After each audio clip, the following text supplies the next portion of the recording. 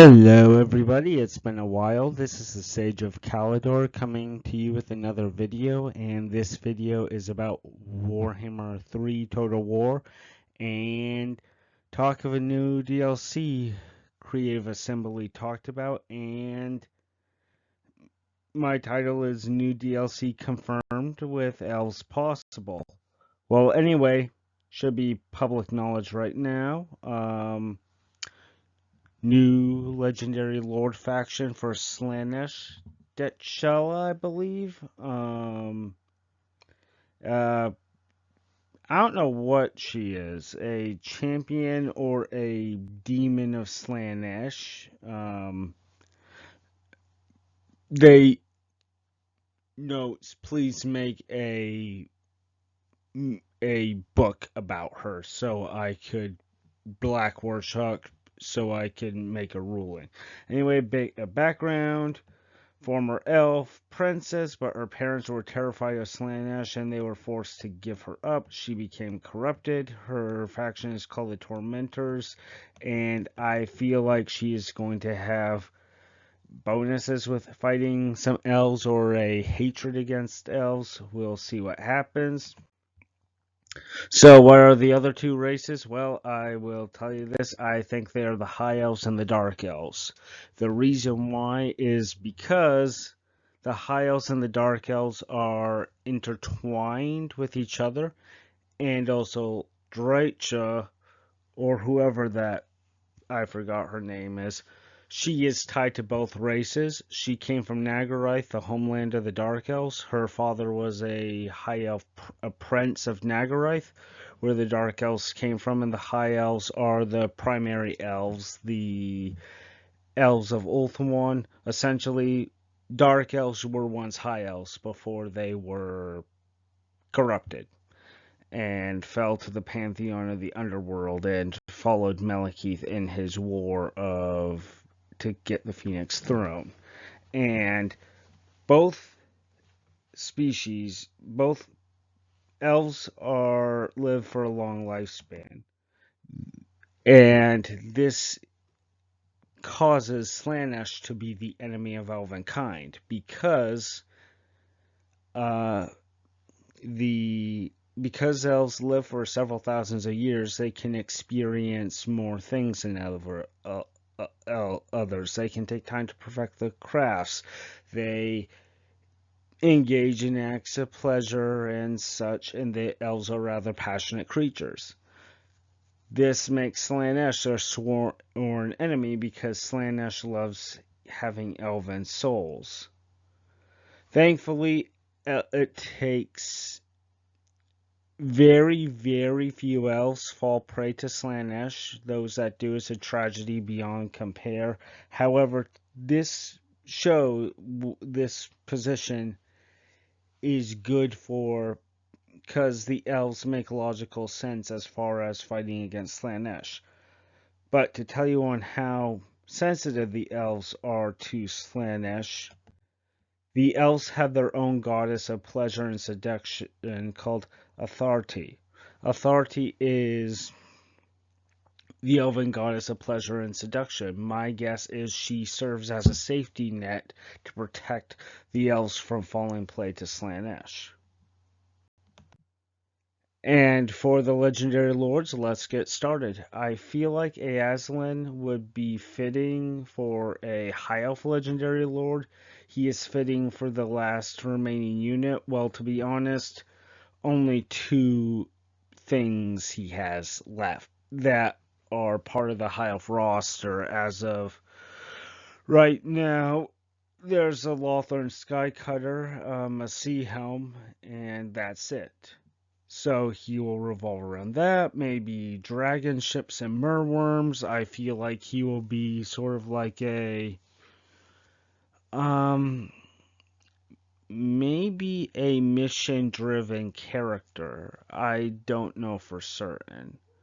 I feel like he is going to have sort of like one of those. He starts out with just a dragon ship. He could take an area to establish a base and then do something. I kind of feel like he is given his lore on how he takes a no-nonsense approach to protecting high elf interests. I feel like a game mechanic of his will be going on raids against enemies of elven kind, especially the high elves.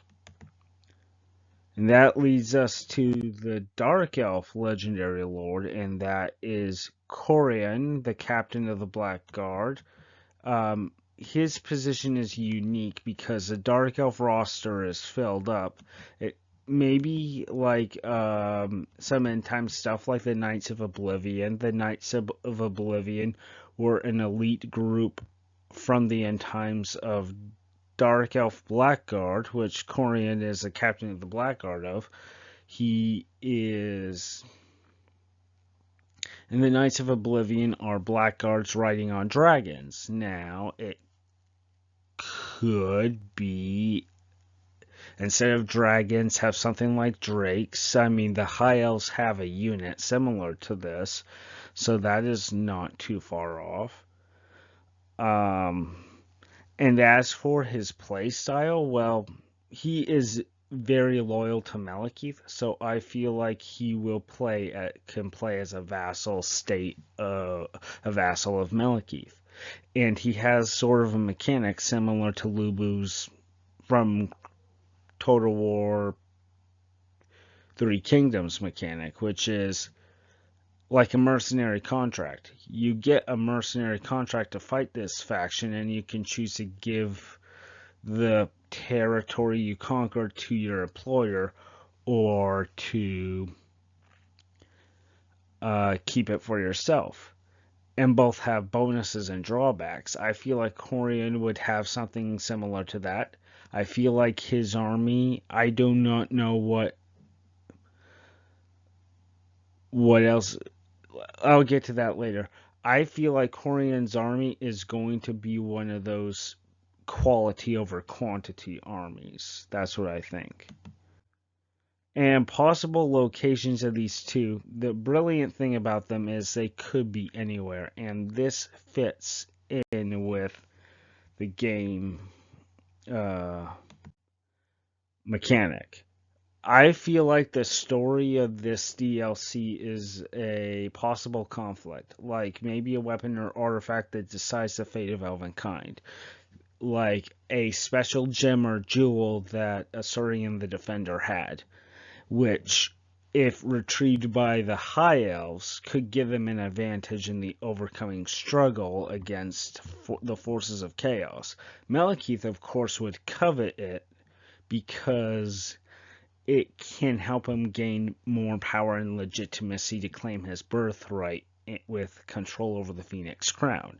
Hence, for these two reasons, I can see that's why Malekith would send the captain of the Black Guard over to retrieve this, and in the court of the Phoenix King will send Aslan to go retrieve this artifact as well. Well, how does Drycha fit into it? Well, simple. She wants to take the artifact in order to screw over all Elvenkind. And that is my theory. So, for concluding remarks, this is what I feel about the upcoming DLC. The thing here is High Elf roster is almost filled up. The Dark Elf roster is not entirely filled up, and we have two of legendary heroes needed for them. We don't know who they are. They could be named ones, or it could be straight up invented, like what they did to Grand Cathay. For all intents and purposes, I feel like factions like this faction that need a tune-up but fit with a Chaos God or another faction entirely, that is why they went with the original Shadows of Change DLC, because all they would have to do is like make a legendary lord, a few units, patch everything up, and send everything. and give occasional legendary heroes as time goes on. However, the protest has caused them to rethink their position. Now, as for the I do not care about Slaanesh, or any other Chaos factions, but I am personally interested to see what new units are going to be developed for the High Elves and the Dark Elves. Anyway, that's it for me. This is the Sage of Calidor. Thank you for your time. Please leave a like, comment, subscribe, share, and until next time, farewell.